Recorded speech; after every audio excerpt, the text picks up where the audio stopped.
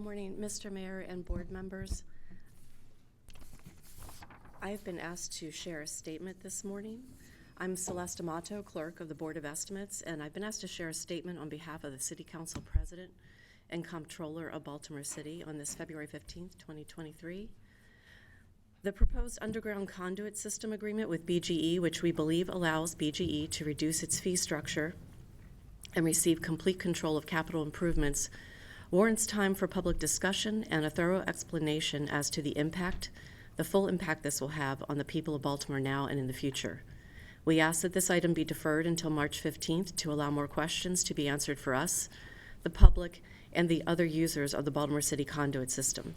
The Law Department informed us late yesterday that it is the intent of the administration to move forward regardless of our request, citing board rules preventing a deferral without a majority vote if the effect of the deferral, in their opinion, would be to prevent any meaningful implementation of the item for its intended purpose, even if subsequently approved at a later meeting.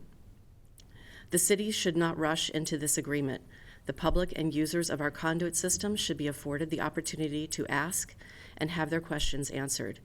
Given the position of the administration, we have no other recourse than to remove ourselves from today's meeting, eliminating the required quorum of 5 members to vote on all board matters.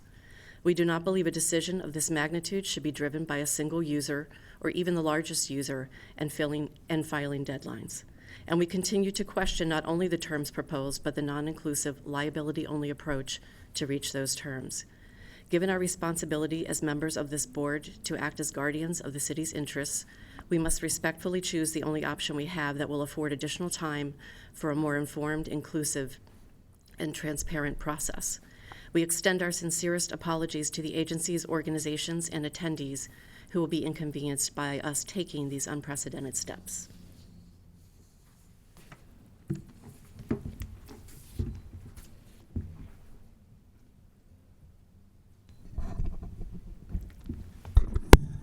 Good morning, everyone, and thank you, Madam Clerk. Let me just say this and be very clear.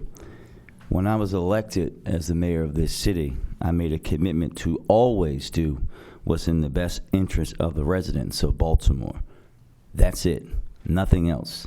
No political games, no political showmanship, just what's in the best interest of the residents of Baltimore. And this proposed contract is just that. And I want to also be clear about something. I'm a man of principle. I stand on that. I stand on my name, my family's name. I stand on being someone that always operate as being a man of principles. The residents of Baltimore can trust that I will always do what's right and what's morally grounded in the most ethical way. Never have they been, or never will they be, will you see my ethics come into question. With that said, I want to reaffirm that the right thing to do, not the politically right thing to do, but the right thing to do, is to move forward with this agreement. This proposed agreement will require BGE to make the capital improvements to the conduit while allowing the city to retain full, that's F-U-L-L, full ownership of the conduit and make any improvements or additions made to it. And anything or anyone that says otherwise is simply pushing misinformation. We started negotiating this in 2022, and shortly before the previous agreement expired on June 30th of 2022.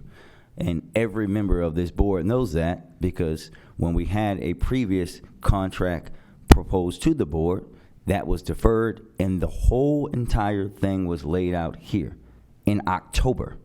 This is February. Now, there's been a lot of one-off discussions and misinformation spread about this agreement, which leads me to believe that either folks can't comprehend or you believe that the deal is too good to be true. So I'm going to break it down. Over the next 4 years, BGE will commence to paying $134 million in capital improvements, and they've agreed to pay $1.5 million annually in maintenance fees. That means the city of Baltimore will collect $6.5 million more than what was collected under the previous agreement, and we would still be able to continue making our own capital improvements, maintenance, and charging other renders fees for the use of the conduit, and doing that while, of course, keeping our employees. Now, it's also been said that this agreement is inequitable, but seeing as how equity is one of my core principles, I want just so let folks know that's simply a lie. Not only would they be obligated to employ at least 25% of minority and women-owned businesses by the Maryland State Public Service Commission, but women lie, men lie, numbers don't. You can clearly look and see that they exceed that each and every year. There's been a lot of scrutiny about this agreement, and that's fine. That's what comes when you're doing something, changing a system that has been outdated and broken for far too long. However, while it may not be one of our core pillars, transparency is also one of my personal standards of integrity. To date, we've had a 3-hour hearing of the City Council, hours of briefings for members of the City Council, hours of briefings for members of this board, and briefings for the comptroller. None, of course, that was required, but we did because it's the right thing to do. But my administration has also chosen to make itself available for hours upon hours upon hours because we believe in transparency and we believe in moving this way. So again, I want to say this and make this plain for everyone. BGE has also agreed to completely be liable for any system failures or any mishaps as a result of the work on the conduit.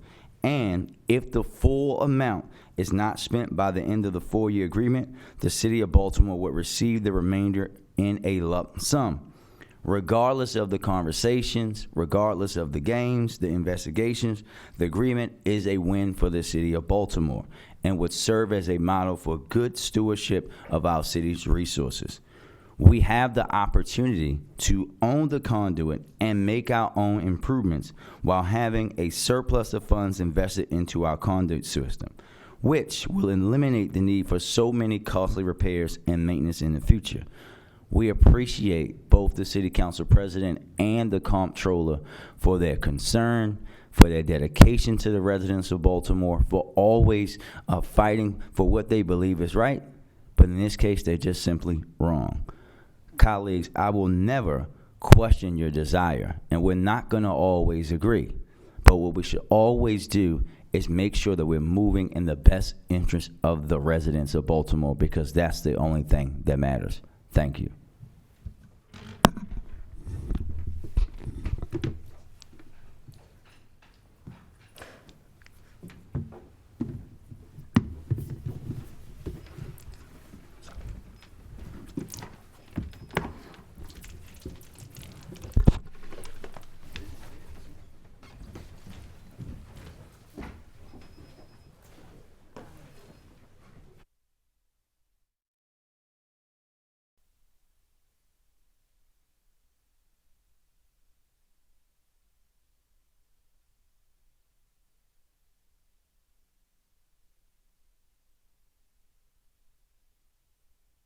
Sorry. Good morning, everyone. We apologize for the delay. This meeting is not canceled. It requires a majority vote for it to be canceled. Any member not present must designate a substitute under our charter. No substitute equals an abstention, and abstentions count towards a quorum. Therefore, we are moving forward.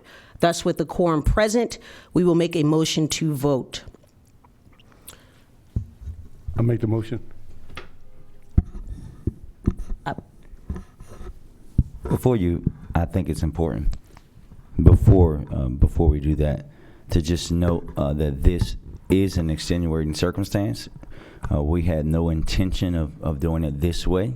We thought we were going to have a normal BOE meeting with some discussion, with some dissension, which is quite okay, because we believe that that's the way government works best, is when there are dissenting opinions and people are pushed to come to the best result. I take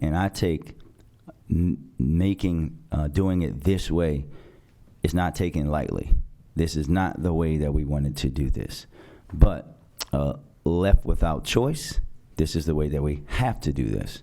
And I want the residents of Baltimore to know just that we were left but no choice but to do it this way.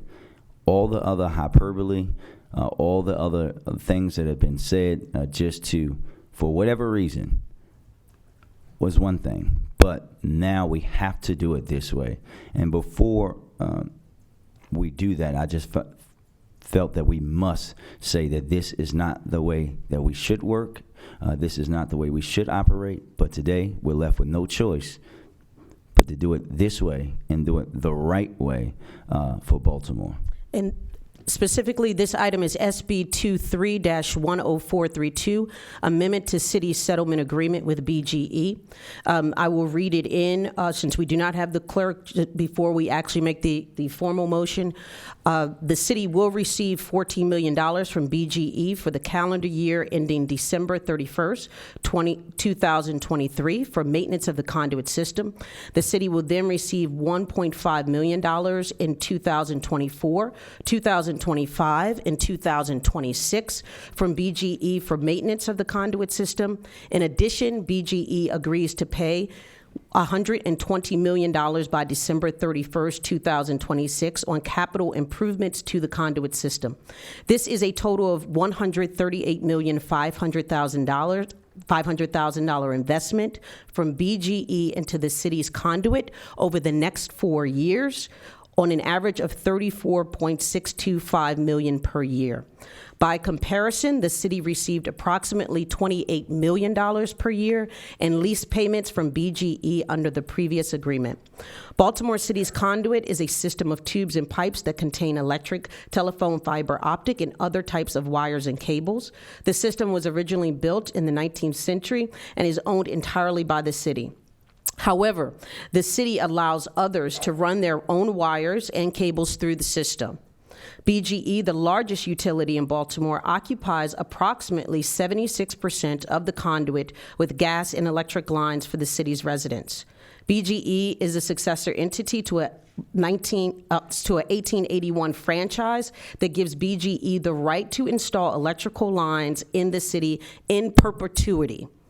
This original franchise had no reference to lease costs, so starting in 1903, the city entered a lease with BGE for building and occupancy of conduit at a rate of 7 cents per duct foot per annum. The city and BGE made subsequent agreements in 1931, 1934, 1936, 1939, 1957, 1982, 2004, 2008, and 2014 to determine the rate that BGE paid the city for the use of the conduit. A central tenet of these agreements was that the city's charge to BGE must be compensation for the maintenance of the conduit and not compensation for capital improvements, other costs, or to make a profit.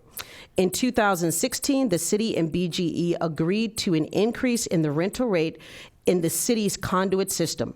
The 2016 agreement followed litigation brought by BGE and a group of telecommunication providers in federal and state courts challenging the city's ability to increase the conduit lease rate.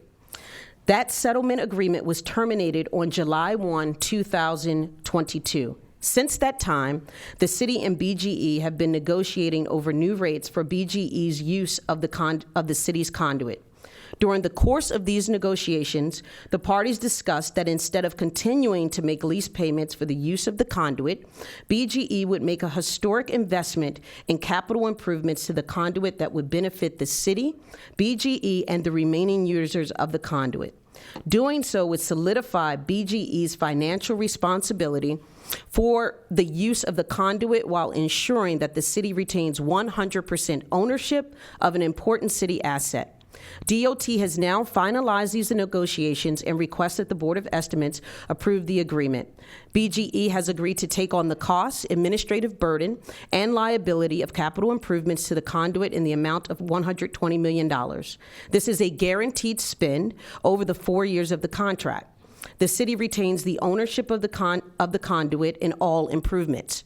In addition to the influx of over $100 million in improved capital, BGE has agreed to pay $14 million in a lump sum to pay for the city's existing contractual obligations for current conduit construction.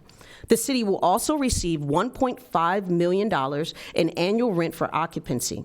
The increased improvement to the capital structure of the conduit is anticipated to reduce needed repairs and the annual rent payments needed to pay for such repairs. And while there are no MWBE requirements in this agreement, BGE is obligated under a separate agreement with Maryland's Public Service Commission to utilize approximately 25% of minority and women-owned businesses, thereby obviating the need for such a term in this agreement. With that, and with this improved the guaranteed improvement of over $134 million to our conduit system, I move to adopt and approve the amendment to the settlement agreement. I second. All those in favor say aye. Aye. We have 2 noted abstentions. This matter is approved. I make a motion to defer all remaining items until the next Board of Estimates meeting. So moved. Second. All in favor, say aye. Aye. All right. Thank you very much. Thank you. This meeting is now concluded.